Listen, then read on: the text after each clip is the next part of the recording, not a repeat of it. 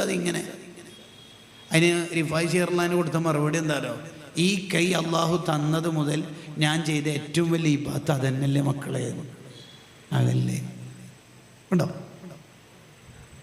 അതന്നല്ലേ ഏറ്റവും വലുത്.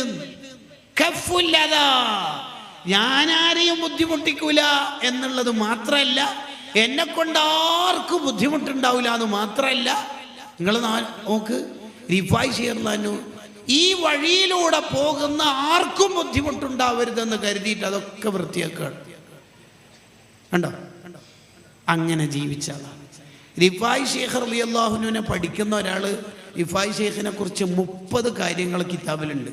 അതിൽ 1-2 ഇങ്ങനെ പറഞ്ഞു പോവുക. ഒന്ന്, ആര് രോഗിയുണ്ട് എന്ന് പറഞ്ഞാലും റിഫായ് ഷെയ്ഖ് അങ്ങോട്ടേക്ക് എത്തും. അത് തൻ്റെ യൂണിറ്റ് സർക്കിള് സോണൊന്നും അവിടെ നിന്നൊന്നുമില്ല, ഉമ്മു അബീദ എന്ന നാടിൻ്റെ പുറത്താണെങ്കിലും അവിടെ എത്തും.